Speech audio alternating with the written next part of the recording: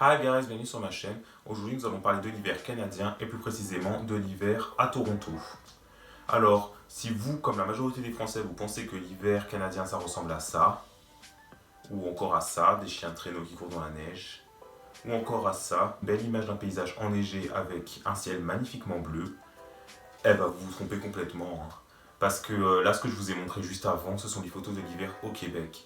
Mais le Canada étant tellement grand et ayant une telle diversité de climat qu'on ne peut pas généraliser l'hiver québécois à tout le Canada. Ça serait vraiment impossible. Alors, comme vous pouvez le voir sur cette carte, j'étudie à Toronto et comme on peut le voir, finalement, Toronto c'est situé bien plus au sud que les métropoles québécoises telles que Québec City ou encore Montréal.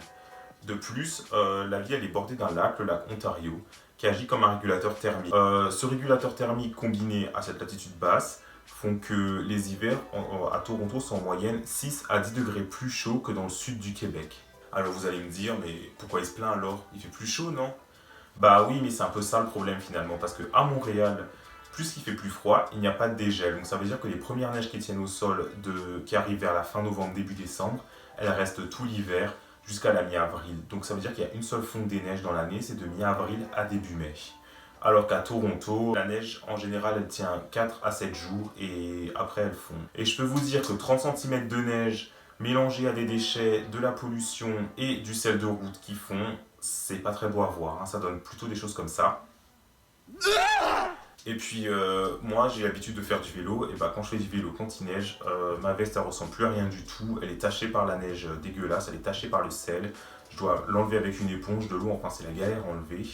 Et puis et encore pire, hein, au moment où vous voulez traverser la rue par exemple, il y a toujours ces genres de flaques là, de neige, c'est un peu bizarre. Et finalement vous avez une chance sur deux qu'elle soit gelée ou alors qu'elle soit liquide. Donc au moment où vous traversez la rue, en fait, soit vous avez la neige jusqu'aux chevilles, la neige dégueulasse et mouillée jusqu'aux chevilles et vous êtes trempé pour le restant de la journée, soit vous avez de la chance.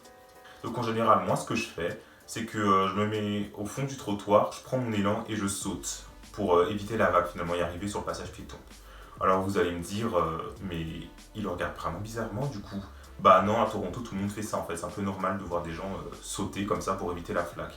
Sauf que le problème, c'est qu'une fois j'ai mal visé et que je voyais pas la flaque aussi grande en fait et que je suis arrivé à pieds joints en plein milieu de la flaque. Et évidemment la neige était mouillée donc j'étais trempé mais complètement, mais pour toute la journée quoi. Vraiment je ressemblais à rien du tout. Et surtout, en général, quand vous attendez que le feu passe au vert, quand vous voulez traverser la rue en hiver à Toronto, ne restez pas au bord de la route, hein. Parce qu'en général, les voitures et les camions, eux, ils continuent à rouler à vive allure, hein, ils n'en ont rien à foutre qu'il y ait de la neige ou qu'il y ait de l'eau, n'importe quoi. Et ils éclaboussent tous les piétons. Tu prends une douche vraiment si tu restes au bord du trottoir, hein, ça c'est clair. Donc évite de t'éloigner, évite d'être trop au bord du trottoir. Une autre spécificité de l'hiver torontois, finalement, c'est le temps qui change tout le temps. Quand je dis tout le temps, c'est vraiment tout le temps. Je me rappelle en novembre, le 11 novembre, on a eu 30 centimètres de neige et moins 20 degrés, alors que quelques jours plus tôt, il faisait encore 20 degrés. Et j'étais vraiment genre surpris. Et d'ailleurs, tous ceux qui n'étaient pas canadiens étaient surpris. Genre, on n'était pas prêts, quoi. Genre, du jour au lendemain, comme ça, on se tape de la neige et moins 20 degrés.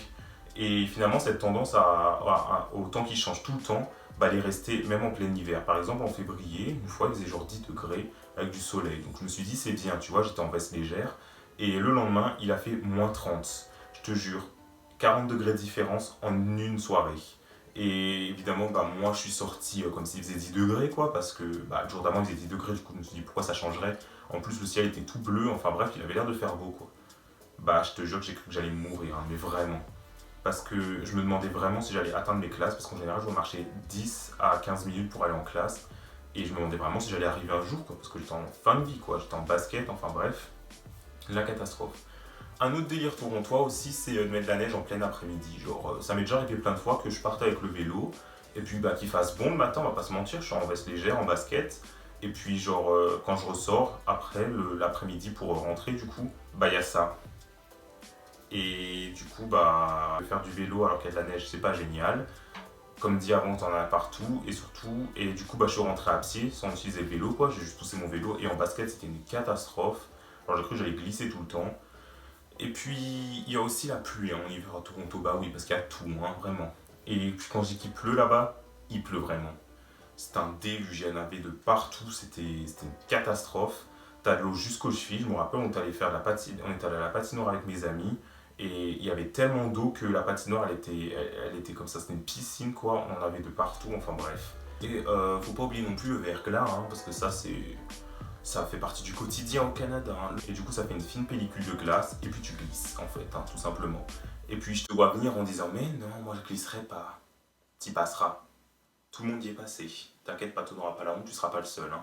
Parce que mes profs ont déjà dit qu'il y a certaines années, il y a eu tellement de verglas que la moitié de leurs élèves avaient des plâtres et des béquilles, parce qu'en fait, tout le monde tombe. En fait, tu peux pas y échapper, tu tomberas forcément. Et en fonction de la manière dont tu tombes, bah, tu peux te blesser, et puis bah, aller à l'hôpital et te retrouver avec un plâtre, quoi.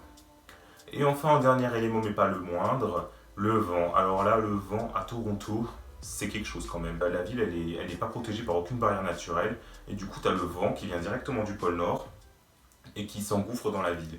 En plus, la ville, elle est construite sous un plan américain, c'est-à-dire des grandes avenues très larges, des grands boulevards qui relient la ville du nord au sud. Et donc le vent peut s'engouffrer facilement dedans, rebondir sur les buildings, ça s'appelle l'effet building.